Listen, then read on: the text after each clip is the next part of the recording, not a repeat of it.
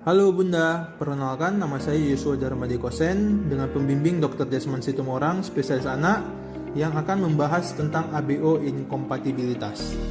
Halo Bunda, apakah Bunda tahu kenapa kulit bayi yang baru lahir bisa berwarna kuning? Penyakit kuning pada bayi baru lahir disebabkan oleh hemolisis atau sel darah merah yang pecah, disebabkan oleh ABO inkompatibilitas dan resus inkompatibilitas.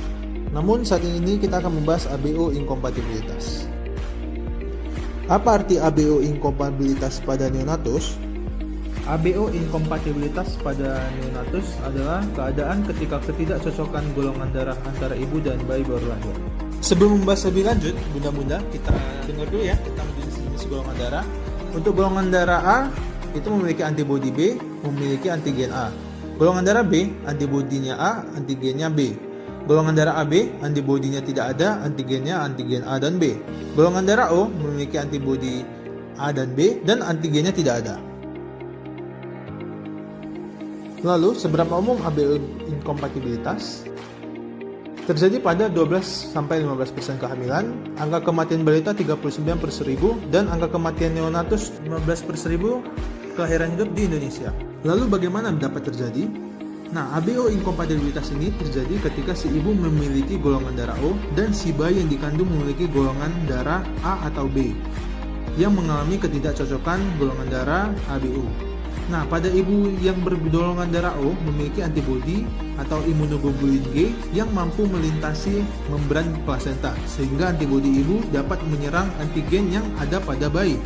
Nah, proses ini akhirnya menyebabkan pecahnya sel darah merah atau hemolisis yang dapat mengakibatkan kadar kuning atau bilirubin pada bayi meningkat, yang dapat menyebabkan kulit pada bayi berwarna kuning. Berbeda dengan ibu yang golongan darah A atau B, karena antibodi imunoglobulin M ini tidak dapat melewati membran plasenta karena ukurannya besar, sehingga jarang terjadi ABO inkompatibilitas. Untuk gejala ABO inkompatibilitas, yang pertama, kuning pada kulit dan mata biasanya dalam 24 jam pertama kelahiran. Yang kedua, pembesaran hati dan limpa. Ini merupakan kasus yang sangat jarang. Yang ketiga, jantung berdetak cepat. Yang keempat, kekurangan darah. Yang kelima, tekanan darah rendah. Dan yang keenam, sesak nafas. Cara deteksi dini, yang pertama, periksa golongan darah dan resus pada ibu dan bayinya. Yang kedua, cek darah bilirubin pada neonatus. Yang ketiga, kita cek apusan darah. Yang keempat, uji KOMS langsung. Yang kelima, pemeriksaan lab tambahan, uji KOMS tidak langsung dan titer IgG ibu. Untuk tata laksana, jika tidak anemia dan tidak kuning, kita lakukan observasi kepada dokter. Yang kedua, jika anemia, kita melakukan transfusi tukar. Dan jika bayi kita berwarna kuning, kita lakukan fototerapi. Tata laksana fototerapi, bayinya kita jemur di sinar UV atau ultraviolet atau kita gendong di bawah sinar matahari. Tujuannya agar kadar bilirubin yang tidak terkonjugasi di dalam darah dapat berubah menjadi lumirubin. Nah, lumirubin ini bersifat lebih larut di dalam darah sehingga dapat dibuang melalui kantong empedu atau dapat dibuang melalui saluran kemih pada saat buang air kecil.